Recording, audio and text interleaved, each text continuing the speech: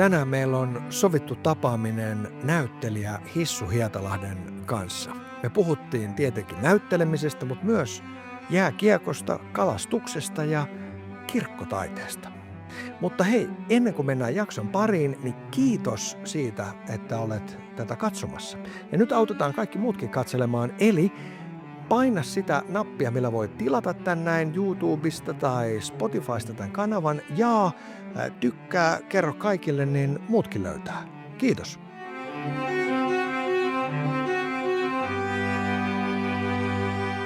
Ihanaa, rakas Hissu Hietalahti, ystäväni, että olet täällä. Kiitos tästä lahjasta. Tämä on sovittu tapaaminen.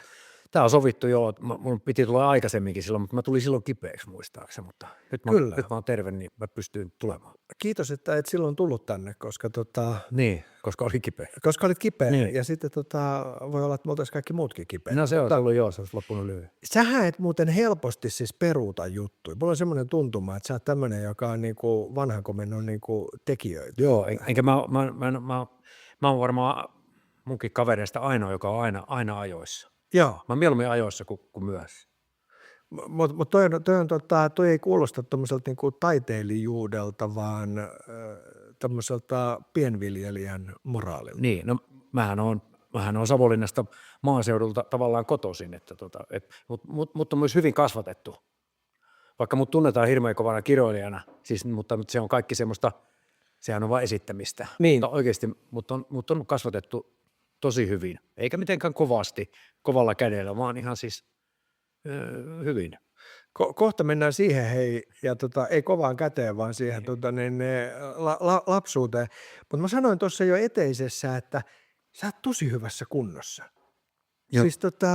Siis paitsi mieleltäni ruumilta, että onko treenikausi päällä? No joo, nyt on niinku tavallaan se hiihtokausihan on nyt vähän loppumassa, vielä on Paloheinässä kyllä, siellä on vielä latua, siellä on 3 kilometriä vielä latua, että mulla niin kuin sanottu, niin mä oon talvella niin kuin paremmassa kunnossa kuin kesällä, mutta aika monethan on niin, Joo. mutta mä oon onneksi löytänyt myös pyöräilyn niin kuin kesälle ja sitten salilla jonkun verran ehkä käyn kesällä, mutta talvella siis pelaan kiekkoa ja sitten hiihdän. Joo, mä muistan, että sä sait jonkun tämmöisen saliherätyksen, siis nyt en puhu mistään valtakunnan salista, vaan siis kuntosalista siis. Niin.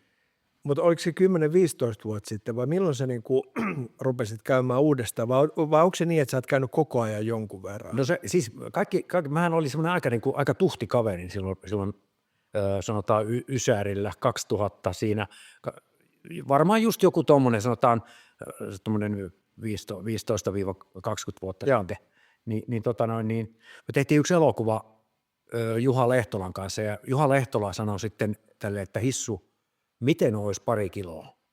Mä sanoin, että ymmärrän, mutta se vaati kyllä sen, että joku niinku sanoo sulle, että nyt kannattaisi vähän niinku, se voisi olla vähän toisen näköinen ehkä.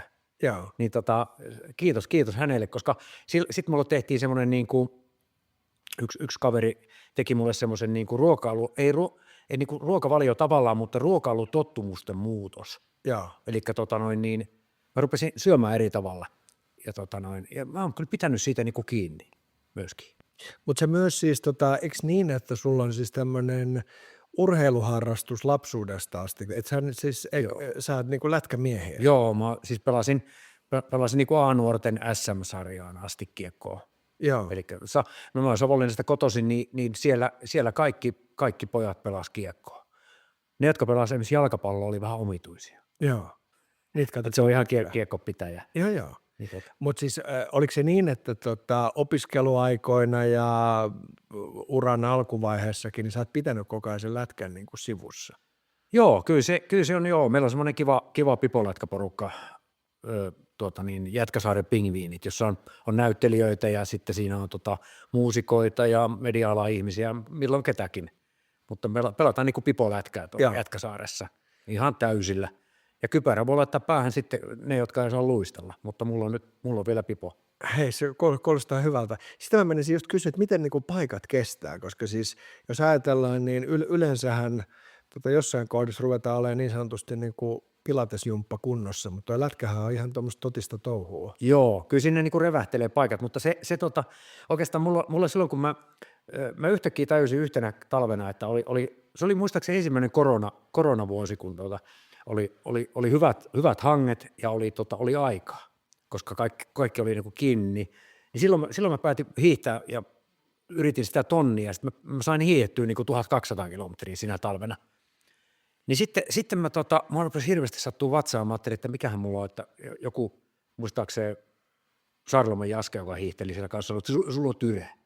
Joo. Tyrähän, tuohan on urheilijatyrä. Sitten mä menin tarkastamaan tyrää sitten ja katsoin, että ei täällä mitään ole. Sitten mä kerroin, että että mä oon hieno, sanoin, että pidät sä taukoa. Mä sanoin, no en mä kyllä hirveästi ole pitänyt taukoa, koska mä yritän hiihtää sen tosi paljon tänä talvena. Niin sanoin, että joo, että sä oot niinku hiihtänyt ton sun mahas niinku rikki.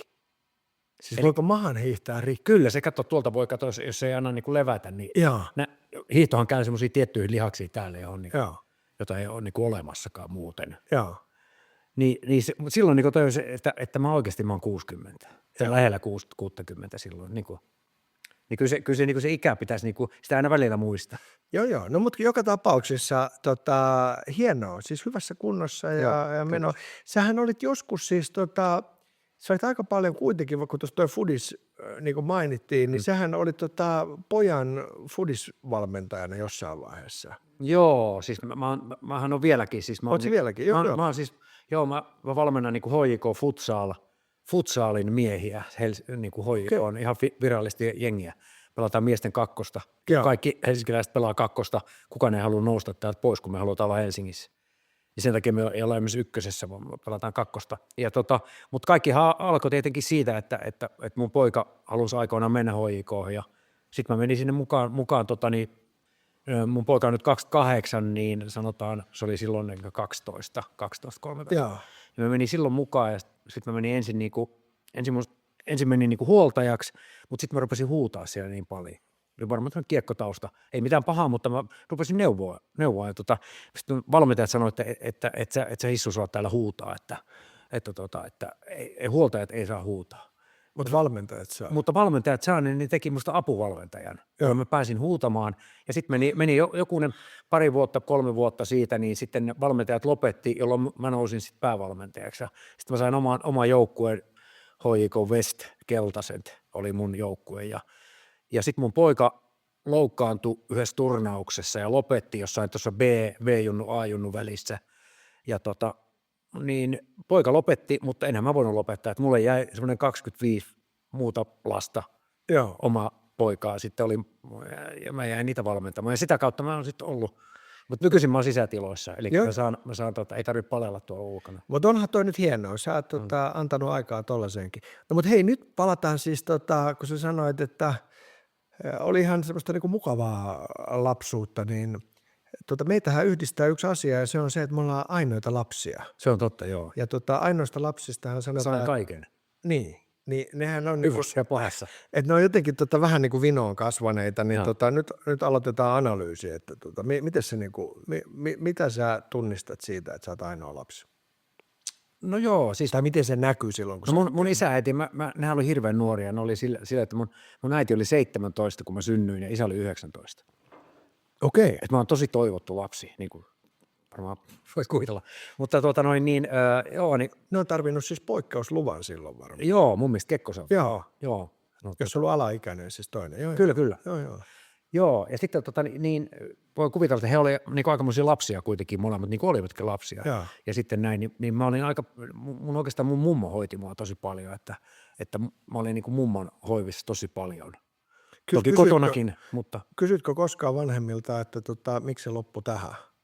Että se minun hoiva. Lasten tekeminen, että jos nuorena sai ensimmäisen, niin oliko se niin kova laji, että... Niin, mutta sitä en muuten tiedä, että ei tullut sitten näin, mutta mä jotenkin kyllä tykkäsin siitä.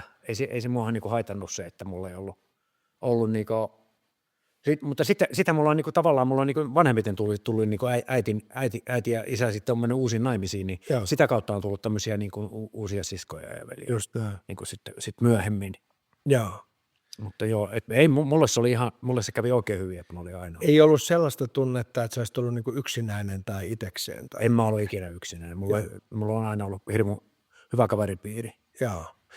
Miten sitten nämä esiintymishommat, niin oliko se niin, että sä olit siis jo pienenä miehenä tommoinen huomiohakuinen ja Todellakin. esillä?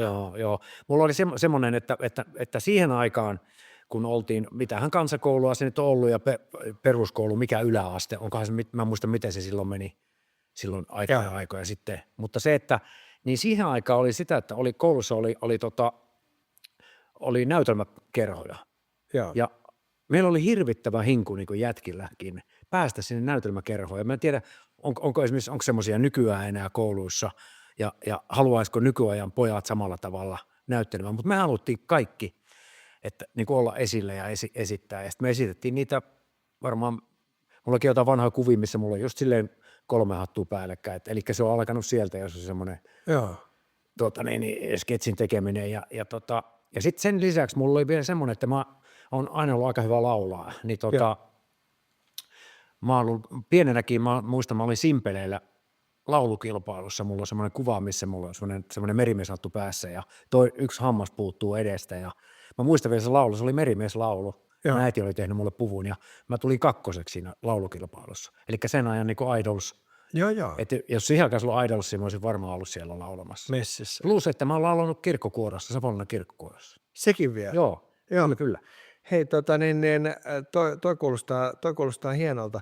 Oliko se niinku esiintyminen, kun sä sanoit, että sketsiä tehtiin ja niinku 3 hattua päällekkäin, niin oliko se niinku se komediapuoli siinä sitten kuinka olennainen alkuvaiheessa vai tuliko tehtyä laidasta laitaan? Ei, kyllä se oli ihan pelkkää komediaa. Pienenä, joo. Kyllä se on, joo.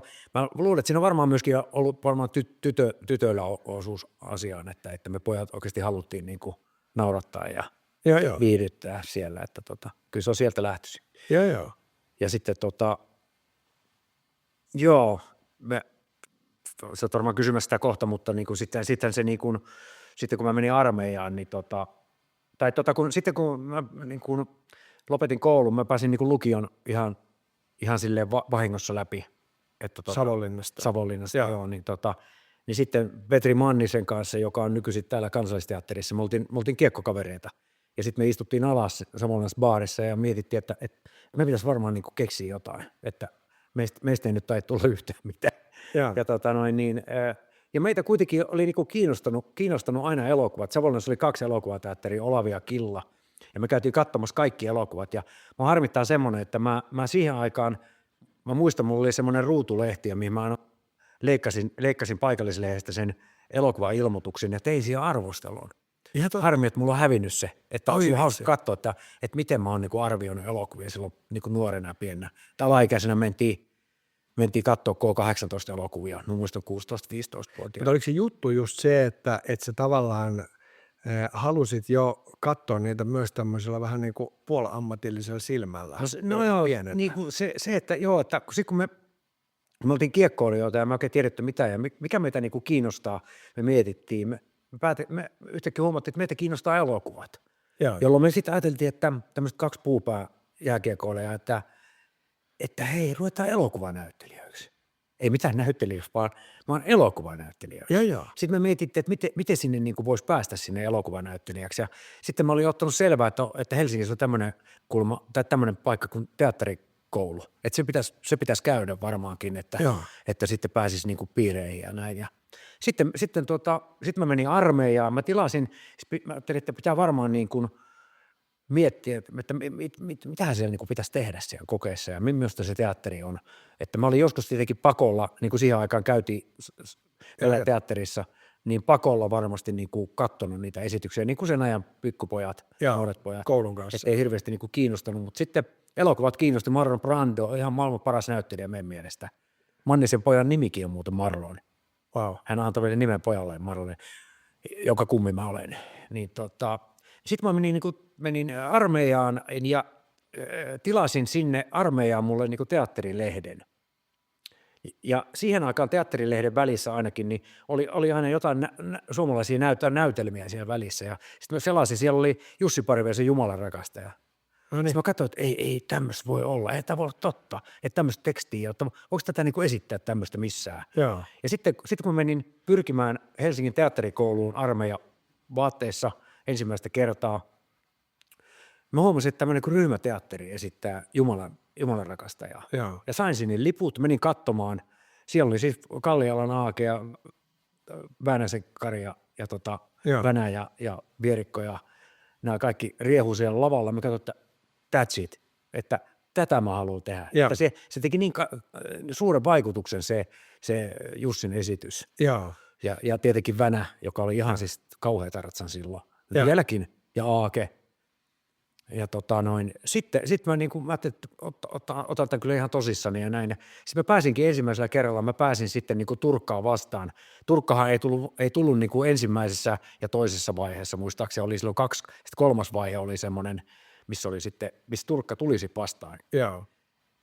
Ja ei se ottanut mua silloin ekana vuonna kouluun. Sitten seuraavana vuonna mä pyrin uudestaan ja Petekin pyrki. Ja Mannisen Pete pääsi kanssa, me päästiin molemmat sinne viimeiseen vaiheeseen. Eli niin kuin, siis tommosen niin kolmas vaihe oli siihen se viimeinen. Ja sitten me oltiin siellä ja ei Turkka ottanut vieläkään. Se huomasi Turkka, että mä oon taas siellä, koska muut niin kuin valitsee niin kuin oppilaat sinne, jotka pyrkii sitten. Ja Turkka tuli vastaan vasta viimeisessä. Joo. Mä muistan, kun se sanoi mulle, että mitä sä täällä teet? Mä sanoin, että mut on tänne niin kuin otettu. Että mitä, niin sitten mä taisin samat, että ei se ota mua tänäkään vuonna. Joo. Ja sitten mä soitin sen jälkeen, kun se ei ottanut, mä sanoin Petelle, että lähdetään pois täältä, että mä huomaan, että se ei ota sinua tonne lavalle ollenkaan, että me ei päästä niinku myöskään tekemään yhtään mitään. Joo. Ja oltiin sitten loppuun asti, ja sitten mä soitin sinne, ei tietenkään päästy kumpikaan, sitten mä soitin Turkalle sitten, mä ajattelin, että mä soitan sille, ja soitin sieltä armeijasta, tai niin kuin soitin mä soitin siihen eka vuoden jälkeen, niin se sanoi, että en mä sua ainakaan niin kuin 3 vuoteen ota tähän kouluun. Joo. Se jo antoi semmoisen, että mulla olisi 3 vuotta aikaa ehkä päästä tänne kouluun. Just. Mutta samana vuonna sitten kun oli se toisen kerran, kun pyrin sinne Helsinkiin, niin oli Tampereelle pyrkiminen samana vuonna, ja sinne mä sitten pääsin.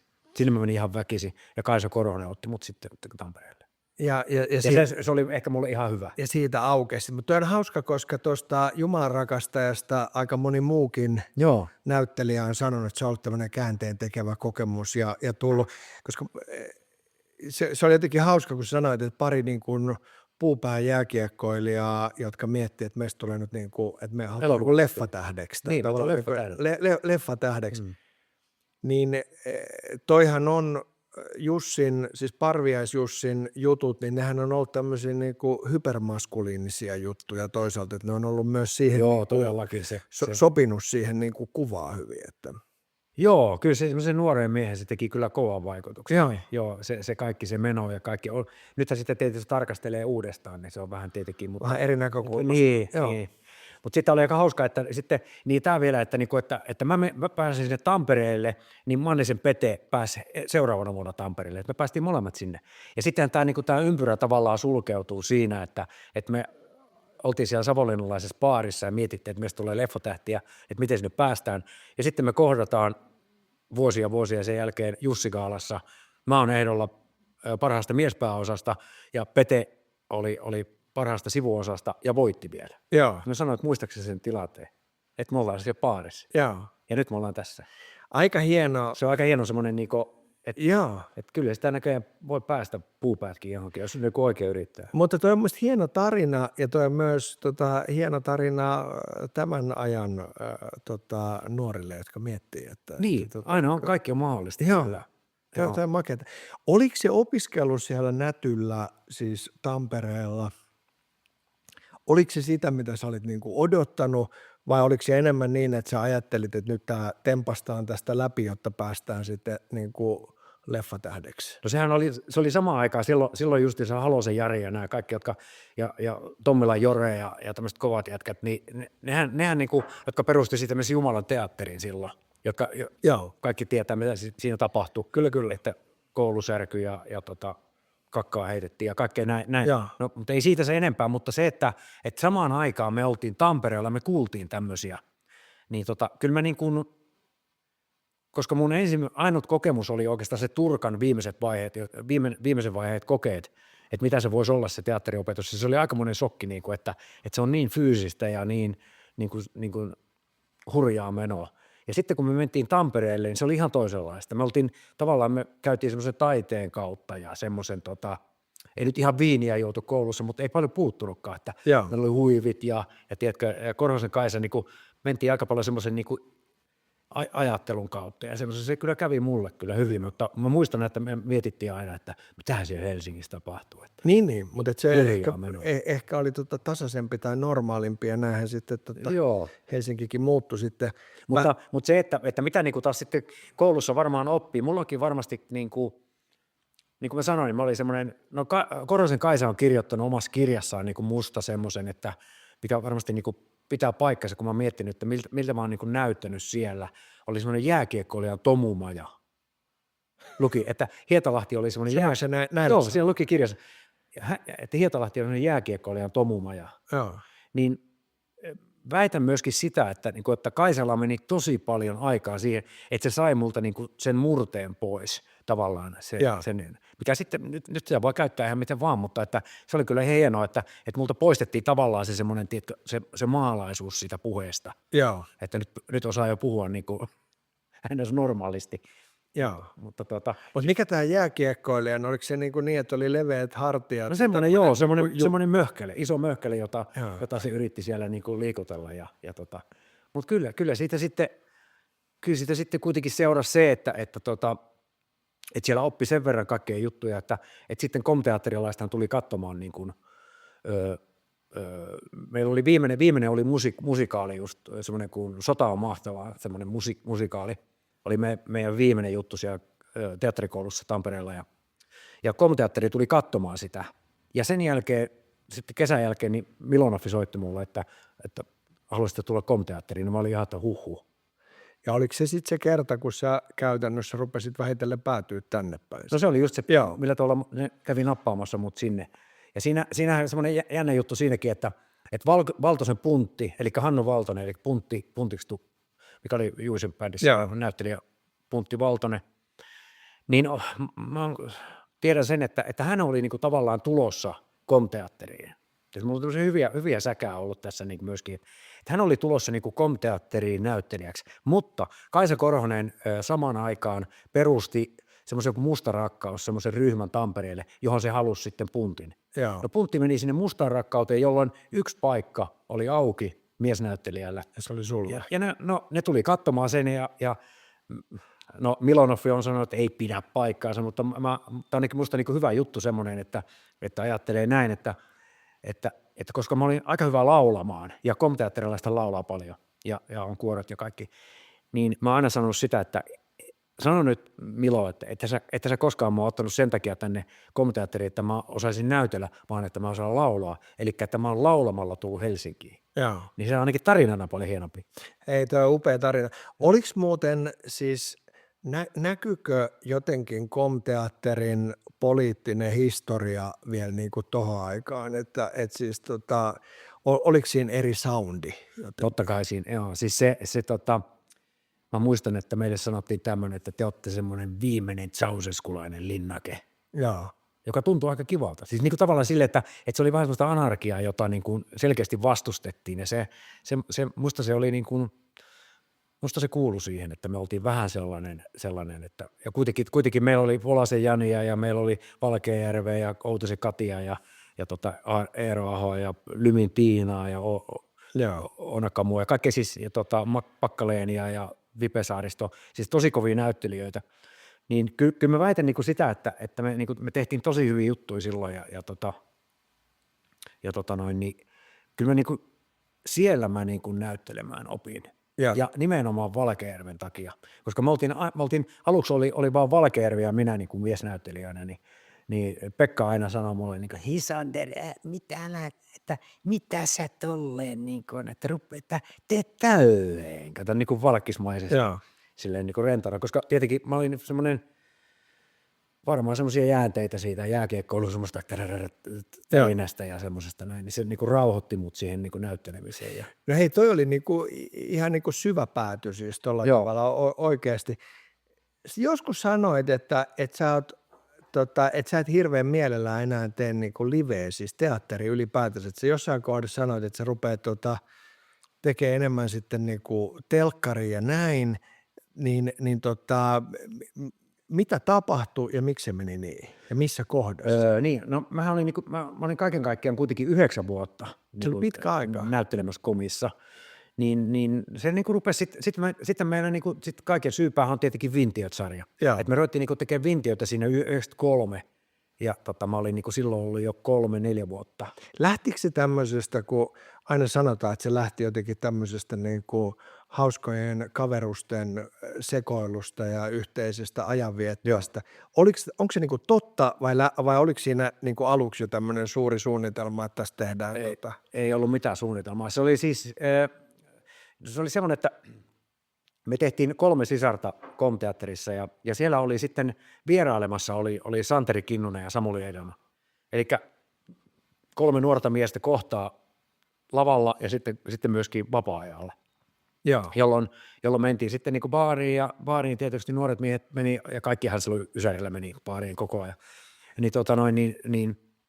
Sitten mä tutustuin niin kuin tavallaan Santeri ja Samulin ystäväpiiriin, jotka sitten oli muut Vintiöt.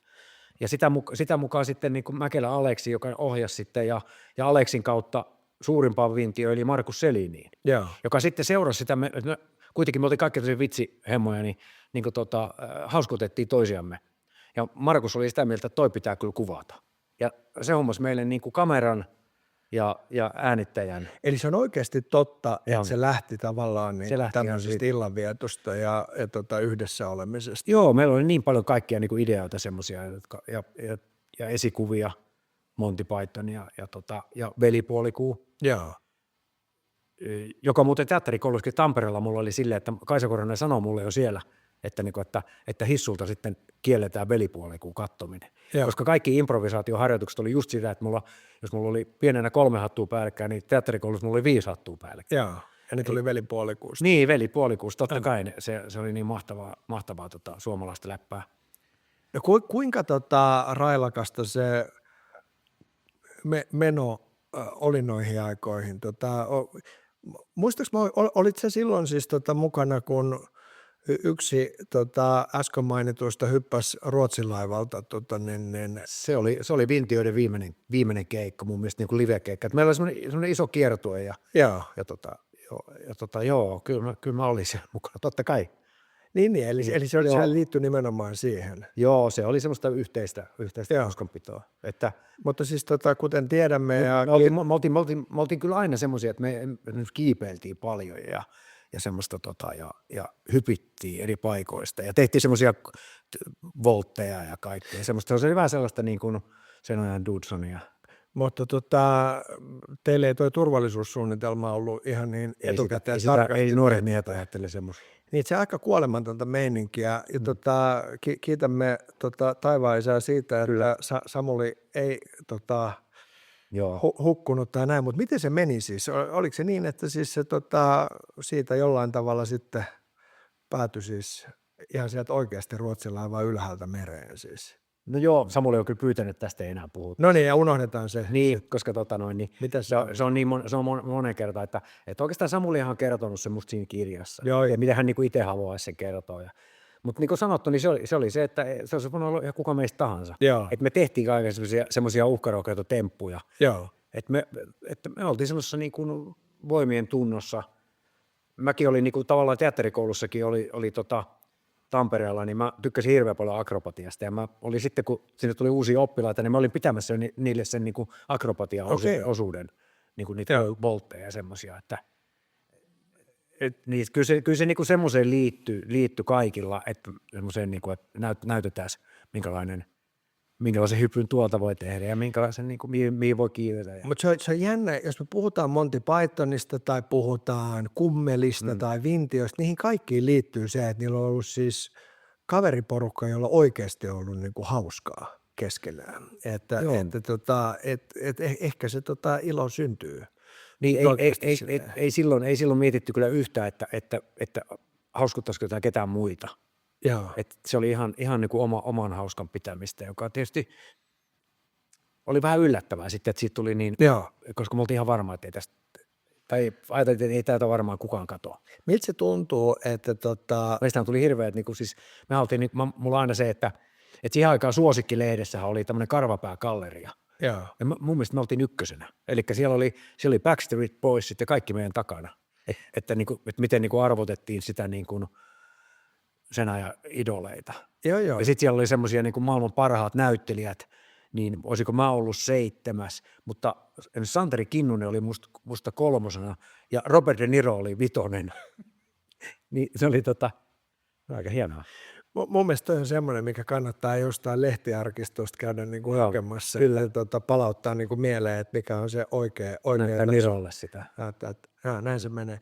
Onhan toi nyt hienoja storeja. Ja sit, jos mä ajattelen, niin harvassahan on ne jutut, mistä syntyy hokemia, jotka jatkuu vuosikymmenten yli, että Intiotkin on semmoinen, jota kuitenkin on katsonut niin useampi sukupolvi. Vieläkö joku muistuttelee ja kaivaa YouTubesta jotain? Joo, nehän tulee koko aika uusintana. Siis nehän tulee jossain niin kuin MTV-subilla. Joo. Nehän pyörii siellä ihan jatkuvasti ne vanhat pintiot. Joo. Että en mä tiedä sitten, kyllä musta tuntuu, että varmaan joku, ja nyt tämä meemipolitiikka on sellaista, että niitä yhtäkkiä pomppailee. Vanhoja sketsejä, niin kuin yhtäkkiä ne saa niin kuin uuden elämän tuolla. Mutta kyllähän ne oikeastaan, jos ne niin kuin ihan se ensimmäinen kierros silloin, kun ne tuli, niin kyllähän ne on tämmöisiä vanhoja ukkoja niin kuin minä, jotka tulee sanomaan, että joo, niin se kyllä hauska se. Oli niin, hauska. Niin. Joo. No hei, jos hypätään siitä, niin oliko toi sit se vaihe, että tavallaan niin kuin totesit, että ehkä se niin kuin teatteripuoli ylipäätänsä, siis tuommoinen live-teatteri jää nyt sitten vähitellen taakse ja sä rupeat tekemään niin kuin telkkaria, jota sä oot tehnyt ja leffoja, jota sä oot tehnyt ihan huiman määrän. Niin. Oletko sä muuten laskenut siis, että monessa telkkarisarjassa tai monta leffaa sä oot tehnyt? Mun mielestä leffoja, mä en joskus sen katsonut siellä, että siellä oli niitä yli 50. Joo, niin se on ihan hillitön määrä. Ja sitten telkkariohjelmia on varmaan pitkälle yli 100. Joo. Että kyllähän niitä on niin kuin tosi paljon. Mutta joo, se oli se alkuperäinen suunnitelma. Niin, Ja eli se vaan tuli sitä. En mä sitä välttämättä niin kuin silloin ajatellut, että hetkinen, että mitä mä silloin lapsena niin kuin ajattelin, mutta se on vaan niin kuin, kun ajattelin jälkikäteen, niin sehän oli se suunnitelma, Joo. että ruveta tekemään elokuvia. Ja kyllä minua se kameratyöskentely kiinnosti.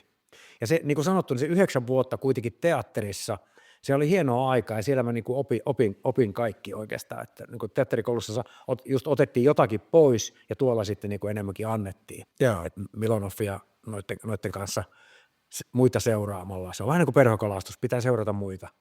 Mä muistan, kun sain olla sun kanssa tekemässä harrastelijana ne muutamat vuodet vitsitelkkaria, niin sulla oli jotenkin mun mielestä, mutta se oli hirveän hauska, koska sä olit niinku aidosti oikeasti hauska ja mielettömän niinku taitava siinä.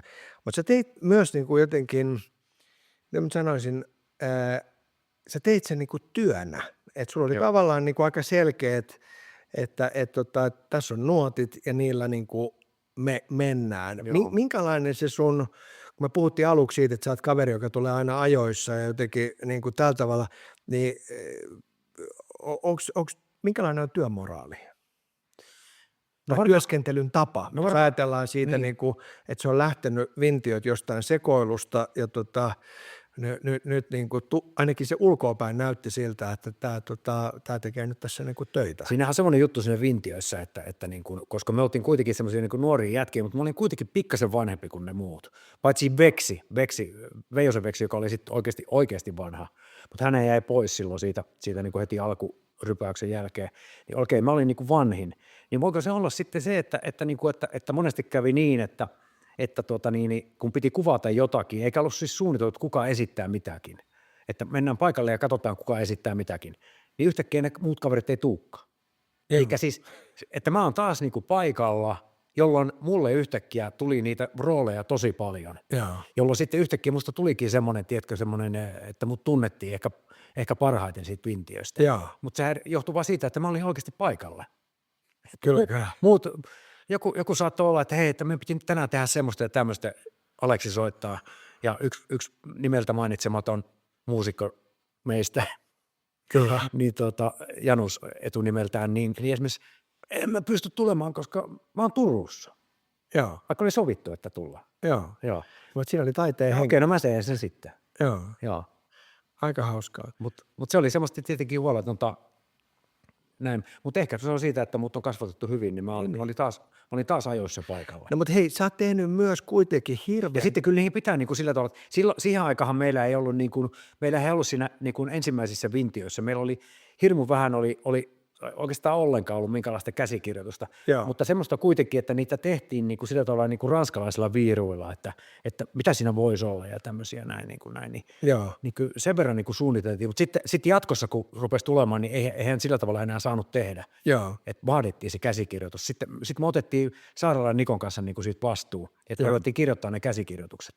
Niin kuin mun mielestä, koska se näytti niin kuin siltä jotenkin, että jos tehdään poliittista satiiriä, niin mä muistan, kun mä ajattelen, että tästä varmaan oppii, kun kattelee vierestä, niin tavallaan niin kuin kävit se jotenkin silleen hirveän niin kuin, sanoisin, niin kuin tarkasti läpi, että tässä on nyt nämä sanat ja sitten se, niin kuin, se niin kuin paino tulee tohon tai että tossa mä pidän niin kuin tauon tai näin.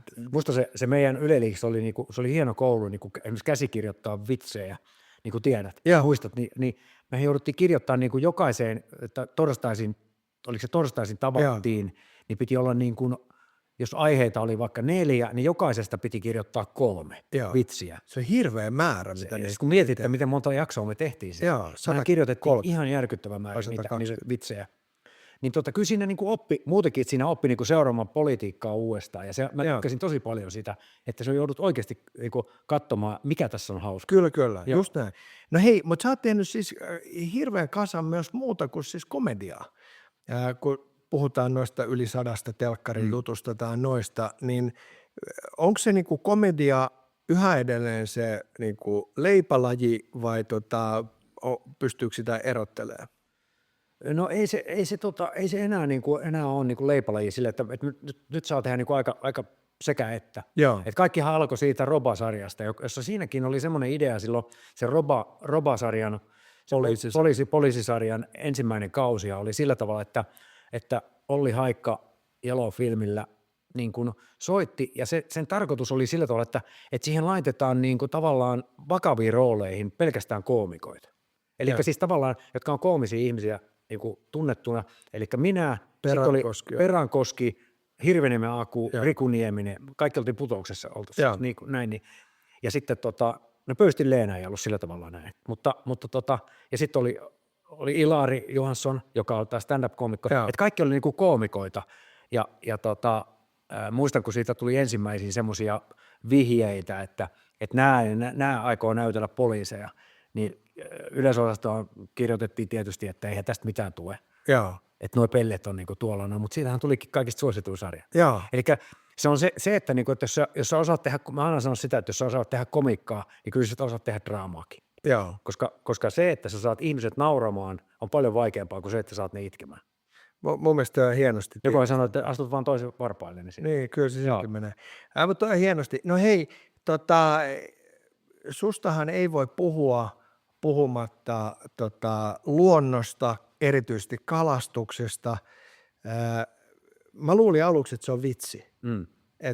Että joku on näin hurahtanut. Siis niin, mielestäni se onkin vitsi, kun katsoi sitä meidän ensimmäistä kalastusohjelmaa. Se oli täysin vitsi. Joo, se oli hieno, mutta siis se, että kun mä tarkoitan se, että millä niin kuin intohimolla sä puhuit, niin mulle tuli, mä muistan, kun sä joskus puhuit. Ainahan mä puhuin kaloista. Niin, sitten mulle jotenkin tuli semmoinen, että onko mä jossain piilokamerassa, tai onko tämä joku semmoinen niin kuin outo vitsi, jossa niin kuin kaikki muut tietää, ja sitten mulle naurataan hetken kuluttua, että mä lähdinkin mukaan niin kuin kanssa kuuntelemaan tätä kalastusta.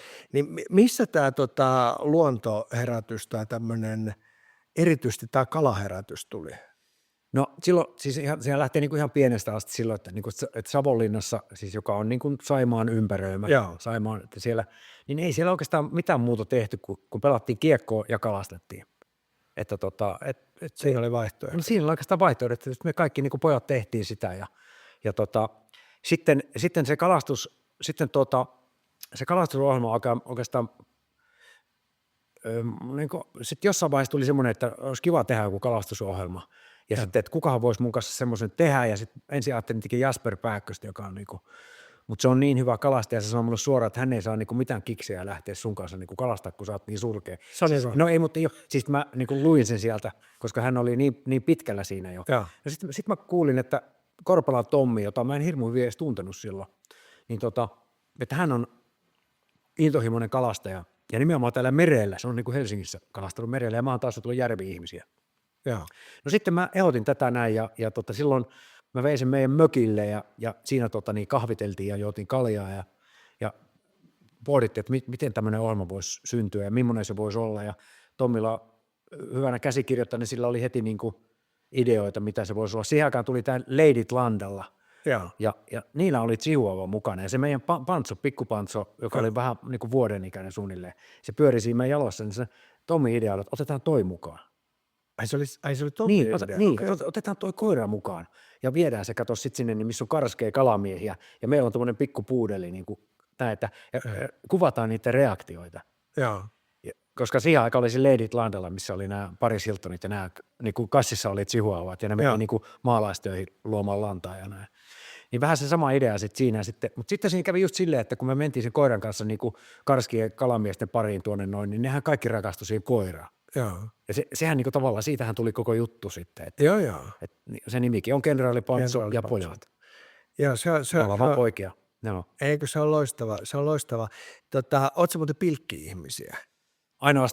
Joo, mä en ole hirveästi ainoastaan pilkkinyt siis tuolla Lapissa ja tuolla siis pohjoisessa, koska rautuja, koska Mun on niin tosi vaikea tajuta kalastusta, mutta sit pilkkimistä on niin mahdoton tajuta. Että se käkit siellä niin kylmässä, mutta siinä on joku juttu, koska sitten tuolla tässä pohjoisessa, missä on niitä rautuja, että se tavallaan, että se meet makaamaan siihen, sä näet niin kuin tavallaan, se katot sinne avantoon ja sitten niin kuin näin, sä näet ne kalat, se on niin kirkasta se vesi, että sä näet, kun ne kalat tulee, että siitä tulee oikeasti vähän semmoinen niin kuin videopeli jo.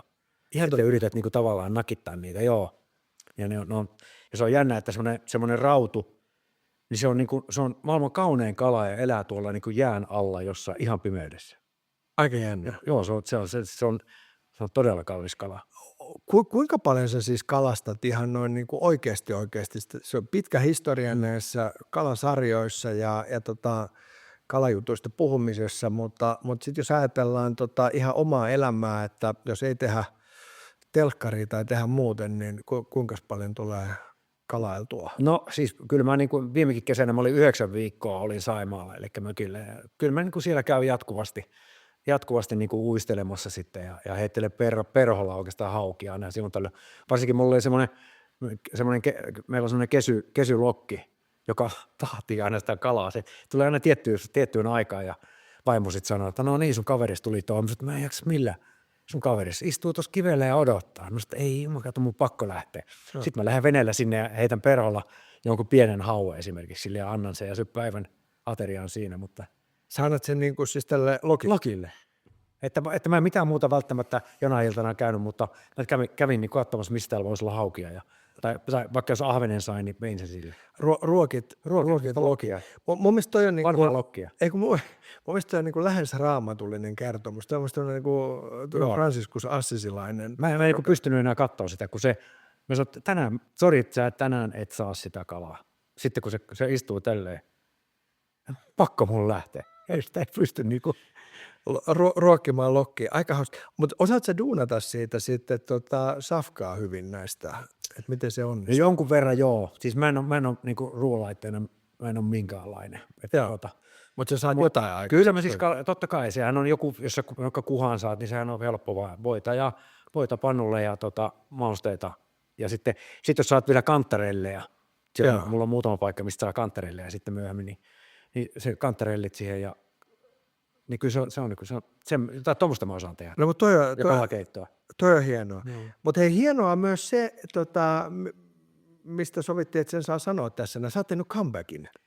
Joo, ja tämäkin tapahtui, siis tässä oli oli nyt 2 kesää sitten, niin mä 2 vuotta sitten suunnilleen, niin mä tulin takaisin kirkkoon. Loistavaa, Joo. Tervetuloa. Kiitos. Kato, siitähän Kyllä sinullakin on osuus tässä näin, koska kyllä mä muistan silloin, kun tehtiin vitsejä, niin kyllä se aina välillä kysyt, niin sä et kuulu kirkkoon. Vielä. Niin, vielä. Joo. Mutta kyllä voit tulla takaisin. Mä sanoin, joo. Ja kyllä se on jäänyt mulla semmoinen takaraivoon myös, mutta yksi iso, siis niin kuin sulle kerroin tuossa ennen kuin ruvettiin nauhoittaa, että 2 kesää sitten mä olin nimenomaan uistelemassa mökillä ja mulle soi puhelin ja onko se nyt Agrikolan kirkko siis se meidän? Joo, täällä niin tuolla Savonlinnan lähellä. Niin sieltä pappi soitti mulle, että moi, että huomasin, että sä oot tullut takaisin kirkkoon. Saanko kysyä miksi?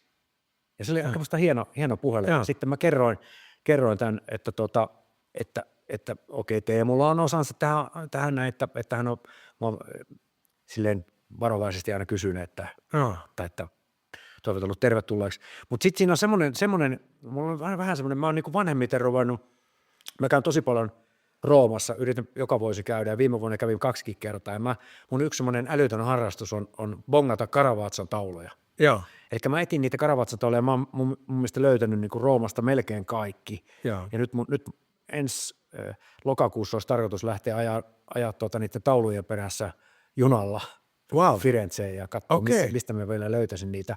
Ja mä sain mun vaimon nakitettua tähän kanssa. Se ensin nauroi, että tuo on niin älytön taas toi sun touhus. Mutta sitten mä vein sen katsomaan yhteen kirkkoon sitä Matkamiesten Madonna oli se ensimmäinen.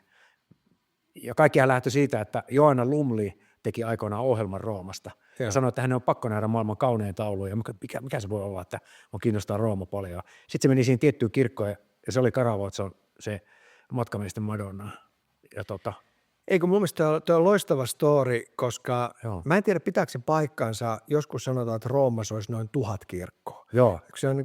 Sehän on käsittämätön, mä olin viime kesänä käymässä ja jotenkin jälleen tajusin sen, että kun on ajatellut jo, että mä oon kyllä käynyt niissä merkittävissä kirkkoissa aikaisemmista, jokaisen kulman takana tulee ja ne on aivan tajuttomia ja ne on nimenomaan täynnä niitä taideaarteita, mutta mä ajattelen myös, että siis kirkossahan on jotain kaunista siinä, että se tavallaan maadottaa ja siis pitää sitä pitkää kaarta yllä. Ja mä ajattelen, että kirkkotaide on yksi osa ehdottomasti sitä. On joo, mutta se sanottu, että kun mä silloin kiersin siellä, niin mulla jotenkin oli vähän semmoinen tyhmä olo siitä, että mä en tavallaan kuulu kirkkoon. Joo. Siis se tuli vaan semmoinen vanhemmiten tuli se, että kun pääsen tästä Suomeen, niin mä liityn takaisin kirkkoon. Eli se, että mä vietän siellä tosi paljon aikaa, mutta mä en tavallaan kuulu siihen. Joo. Ja tykkään niistä, me luodetaan tosi paljon niissä, just sen taiteen takia, mutta myöskin sen ilmapiirin ja sitten niistä löytää todella mystisiä juttuja. Niin varsinkin Roomassa on paljon sitä kuolemaa ja siellä on jopa semmoinen me löydettiin, ensimmäistä kertaa päästiin semmoiseen, joka on nimeltään Kuoleman kirkko, missä siihen Tiberiin aikoinaan siihen heitettiin ihmisiä, siis tämmöisiä rutto esimerkiksi tai tämmöisiä näin. Ja ne siunattiin tavallaan ne vainajat siinä tietyssä kirkossa. Vierellä, joo. Ja sitten me päästiin sinne kellariin, kun se oli semmoinen, mikä ei ikinä ollut auki, mutta olin kuullut, että silloin kun se ovi on raollaan, niin mene sisään sinne. Ja se oli viimeksi raollaan, kun me mentiin. Ja siellä kellarissa oli luurankoja ja tiedätkö, vainajia. Ja, siis Roomahan on täynnä kaikkea tätä. Se on upea, koska siinä näkyy myös ne kerrokset. Että sulla on vanhimmat kirkot, jotka on sieltä siis alkuajoilta asti, sitten sulla on keskiaika ja ne kerrokset näkyy. Ja kyllä mä ajattelen, että ne näkyy näissä meidänkin vanhoissa kirkoissa. Meidän täytyy joskus tehdä sun kanssa kierros. Täällähän on niin sanottu Pernajan mestari, joka on tehnyt nämä meidän kaikki keskiaikaiset kivikirkot Helsingin hippakunnassa. Eli siis Tammistos Pyhän Laurin kirkko, siis Vantaalla sitten Porvoon vanha kirkko ja Pernajan kirkko ja Sipoon vanha kirkko. Kun sä sanoit, että niissä on oma mystisyytensä, niin mä ajattelin, että se on just se, että kun joku on ollut niin pitkään ja se on tehty sitä tarkoitusta varten, niin on tapana sanoa, että rukous tarttuu seiniin. Että se on jotain sellaista, että sä et voi niinku selittää sitä, mutta siinä on kuitenkin se, että se on ihan eri viba, kun mä astuisin vaikka Ateneumiin. Kyllä. Et molemmissa on niinku hienoja kuvia, mutta tässä on niinku eri viba. Kyllä, nimenomaan. Joo. No, mutta tämä on hienoa. Hei, mutta siis tervetuloa. Mitä mä oon aina loppuvaiheessa, kun on muutama minuutti aikaa, niin kysynyt, että mitkä on unelmat, haaveet ja tavoitteet 61,5 vuoden iässä, Hissu? No kyllä mä niin kuin eläkepäiviä odotan. Niin vaan Onko sinulla semmoinen ajatus, että joskus se niin loppuu kokonaan? Siis en mä usko, että eihän se varmasti lopu kokonaan, mutta tiedätkö semmoinen, että loppuisi sellainen niin kuin, tavallaan se, että onkohan tässä enää mitään, niin kuin, tuleekohan sitä, niin kuin, saako tässä enää mitään töitä, tämmöisen. Että tavallaan mä olen ihan varma siitä, että kun antaisi vaan itselle sen, niin kuin, sen, että okei, nyt mä oon eläkkeellä, nyt mä en enää tee mitään, niin silloin niitä varmaan töitäkin rupeaa tulemaan. Mulla on vähän semmoinen, että koska sehän voi tehdä näin. Mutta meidän yhteisistä ystävistämmehän Miitta ja Taneli on molemmat siis tyyppejä, jotka kyllä jotka mun mielestä on hyviä esimerkkejä siitä, että tekee ihan hillittömästi vaikka. Sit saa olla siis, se on siis semmoinen, että sä saat olla ihan rennosti rauhassa. Joo. Että näin. Mutta kyllä mä niin kuin Kyllä, mulla kyllä semmoisia niin kuin koko ajan, että mä tuossa niin kuin kiinnostavia juttuja tulee koko ajan, että me tehtiin just yksi elokuva tuossa, jotakin odotan kovasti ihan uutta genreä taas, mitä olen ikinä ennen tehnyt, että ja tietysti käsikirjoituksen saralla me ollaan aikoinaan tehty Frantsenin kanssa elokuvakäsikirjoitus, se olisi kyllä hieno nähdä joskus, mutta mä oon ottanut sitä kohta 10 vuotta. Joo. Että se vielä kerran. Hei, miten mä Tanelilta, joka oli tässä myös, kysyin, että miten toi somejutut ja nämä, niin painaako ne päälle? Kun nuoremmilla näyttelijöillä tilannehan on aika haasteellinen, että jos 30, 40, jos et saa jotenkin tosi aktiivisesti, taitavasti somessa, niin jäät niin kuin sivuun. Sitten pitkän linjan tekijöillä on vähän niin kuin erilainen tilanne. Mikä sun suhde on näihin hommiin? No, mulla on yllättävän paljon seuraajia. Siis, että se on niin kuin ihmeellistä, mä en tiedä mistä ne on niin kuin tullutkaan, mutta mä tykkään niin kuin just tehdä vähän, mä tykkään kyllä siis näprätä, mulla on poikahan on niin kuin siis graafisella alalla, hän tekee tommosia erikoistehosteita ja tommosia, niin mä niin kuin myöskin itse niin kuin on kiinnostunut siitä, millä tavalla kuvia pystyy, niin kuin, miten mä yleensä teen kuvista huonompia. Joo. Se on niin kuin, siis tavallaan, että jos saan hyvän kuvan, niin mä teen siitä vielä huonomman. Koska mä tykkään siitä, niin kuin siitä myöskin niin kuin semmoista valokuvataiteesta ja ylipäätään, että mä niin kuin, sitten kaikkihan on oikeastaan, siis mä varmaan sain silloin niin kuin eniten seuraajia, kun mulla oli koira. Että jos pistät koiran kuvan sinne, niin varmasti tulee seuraajia paljon. Joo. Koirat on kivoja. Mutta sä oot tykännyt siitä, se ei ole semmoinen, Instasta, fasee näin. Mutta ne ei niinku purista tavallaan somejutut. Joo. Ei se. En mä tee siinä mitään niinku kaupallista. Kaupallista se ei ole niinku silleen mulla, mutta mä tykkään tehdä niitä kuvia ja mä en ihan, kyllä mä pikkasen niitä niinku suunnittelen.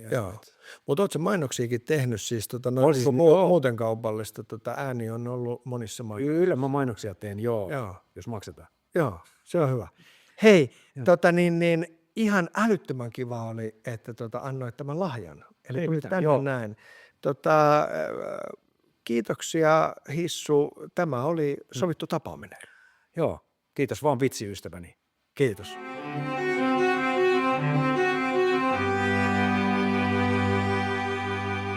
Tämä oli sovittu tapaaminen. Nyt kun vieläkin olet siellä, niin kiitos, että löysit tämän. Kiitos, että jaksoit kuunnella, mutta auta, että muutkin vois löytää. Eli paina sitä nappia, mistä voi tilata kanavan YouTubesta, Spotifysta, jaa tätä ja painele niitä tykkää-nappeja ja kerro tietenkin kaverille.